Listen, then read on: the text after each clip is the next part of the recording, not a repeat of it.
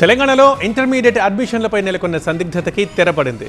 ఇంటర్ని పాఠశాల విద్యలో విలీనం చేసే ప్రక్రియలో ఉన్న సాంకేతిక చిక్కుముడుల్ని అధ్యయనం చేయాల్సి ఉన్నందున విలీనాన్ని తాత్కాలికంగా వాయిదా వేస్తూ ప్రభుత్వం నిర్ణయం తీసుకుంది.